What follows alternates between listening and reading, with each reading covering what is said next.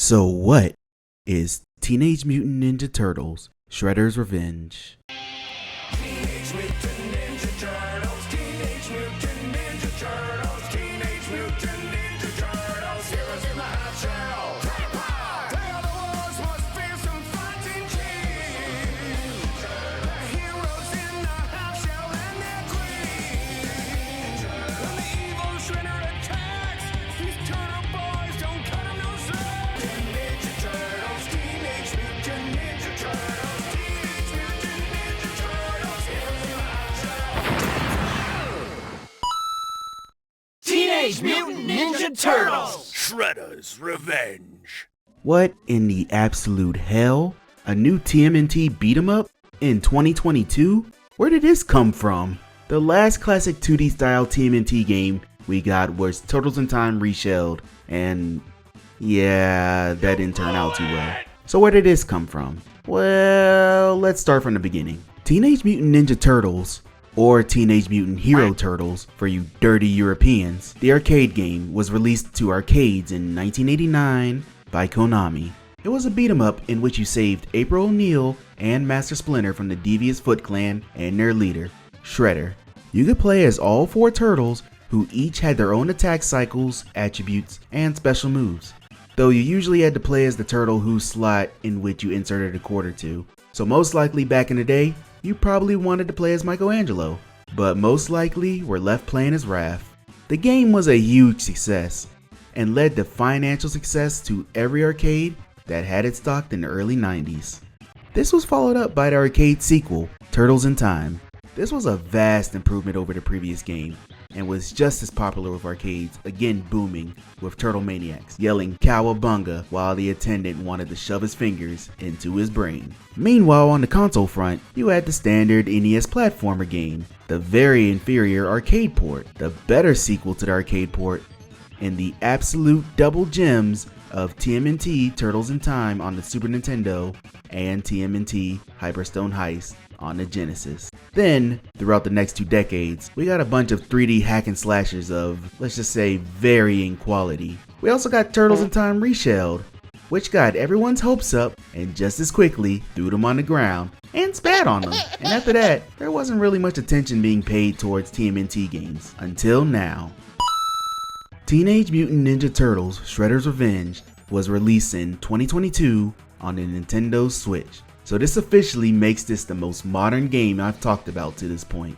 The game was developed and published by the tag team of small studios Tribute Games and Dotemu in collaboration with Nickelodeon because, you know, they own the franchise now. Instead of basing it on some of the modern Turtle series, however, this one is based on the classic 80s/90s series, so the sweaty nerds on the internet will cheer with joy.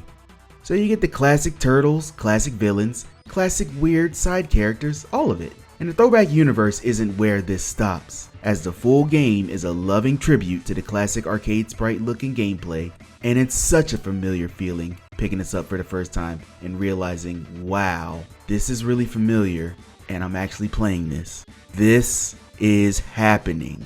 In classic beat 'em up fashion, you pick one of the 4 turtles and guide them through level after level, defeating various foot soldier variants with different weapons and tactics. You also fight random monsters such as the rock monsters, the tyrannos, and all the robots and claptraps you can handle. This time, however, April O'Neil isn't the damsel in distress. She's an actual playable character and is hardcore. Master Splinter also gets off his lazy butt and joins in on the fun, giving you a choice of 6 different fighters, which can turn into 7 because Casey Jones is also unlockable. And all these fighters aren't similar at all in playstyle or in personality. Each have their own advantage when it comes to range, power, and speed, such as Donatello using his long broom handle to reach across the room, and April being the fastest in the game to get away from being captured again. Each also have their own special moves that wipes out more enemies on the screen than a standard attack cycle, and each have their own taunt, which on top of giving you a full special move bar, really brings out the personality of each of the characters.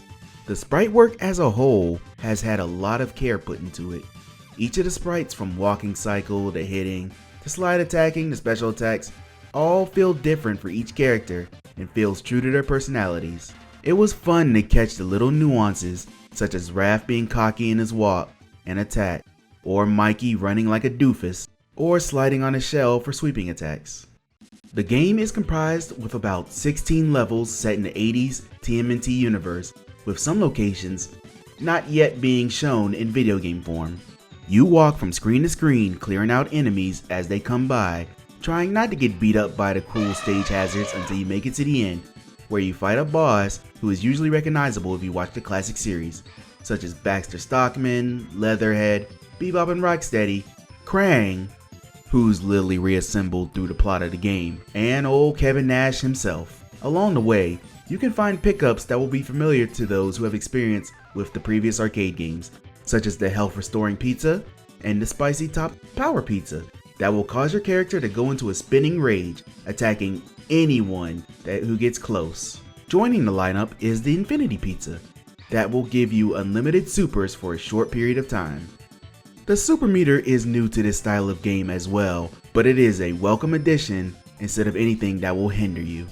As you beat up bad guys without getting hit in return, your super meter will build up. As soon as one bar is full, you are able to use one of the few available super moves that produce bigger screen clearing attacks. If by some miracle you save up to 3 full super meters, you are able to activate Radical Mode, which gives your character extra strength for a short period, which can help with those nagging bosses. Do you have friends? Well, of course this game has multiplayer mode, and with up to 5 of your buddies, you can take on the Foot Clan with the entire turtle team. Multiplayer scales the difficulty slightly, but this is compensated with additional moves that you can perform, such as team attacks, sharing life by slightly motivating each other, and the most important, being able to save teammates from losing a life if you can reach them in time. You have your standard arcade mode available, which, limited lives, limited continues, walk across this pit of danger, beating up ninjas with traffic cones, and other such household objects laying about. But you also have a story mode, which unlike arcade mode, you can save and come back to at your leisure. But beyond this, story mode is just arcade mode with the world map. And yes, I'm being serious. Yes, there are additions such as challenges, collectibles, hidden cameos from classic side characters who may ask you to go to the grocery store for them, an unlocking progression system for the moves and attributes that you would just get in arcade mode, and the previously mentioned Radical Mode. It's kind of disappointing, especially as you consider how it's pretty short already and doesn't add too much to the experience.